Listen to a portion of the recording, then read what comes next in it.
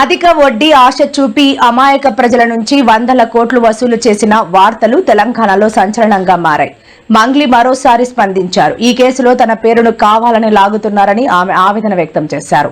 తనపై వస్తున్న ఆరోపణల్లో ఎటువంటి నిజం లేదని, కొందరు వ్యక్తులు తన ప్రతిష్టను దెబ్బతీసేందుకు దుష్ప్రచారం చేస్తున్నారని మండిపడ్డారు. బాధితులకు న్యాయం జరిగే వరకు తాను వారికి అండగా ఉంటానని మంగ్లీ భరోసా ఇచ్చారు.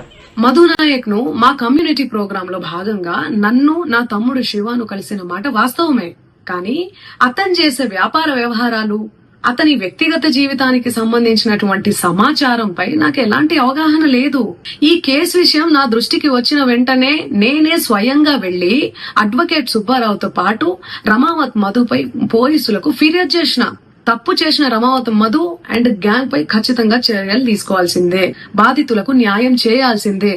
మొన్ననేమో వాడు మావోడే కాదు అని వచ్చింది మంగళక్క. ముఖం చూపెట్టి ఆ ముఖం ఈ ముఖమేనా అని అందరి ముఖాన్ని అడిగింది. కానీ ఇప్పుడేంగిట్లా అంటుంది? ఈ కేసులో మోసగాళ్లను, బాధితుల అంశాలను పక్కన పెట్టి నాపై, నా కుటుంబ సభ్యులపై దుష్ప్రచారం చేసేందుకు కొందరు వ్యక్తులు కావాలని ఈ వివాదంలోకి నన్ను లాగుతున్నారు. నిజానికి ఈ మైక్రో ఫైనాన్స్ అనే వ్యవహారంలో నష్టపోయింది బాధితులతో పాటు నేను కూడా ఒక బాధితురాలనే. మరి వాళ్ళ అక్క పేరు, అక్క తమ్ముడు పేరు వాడుకుర్రా, లేక వీళ్ళే వాళ్ళ పైసలు కాజేసి మాకేం సంబంధం లేదని గప్చుప్ గా తప్పించుకుందాం అనుకుంటుర్రా? అర్థమైతలేదు కదా. కానీ నిజంగానే అక్క శుద్ధ పూసే గాని అయితే ఎంత గోసా. మొన్ననే కదా ఆడబిడ్డను మీరంతా నా ఫ్యామిలీనే అని అగోగా బాధంతా యాదికొస్తదుల జనాలకు.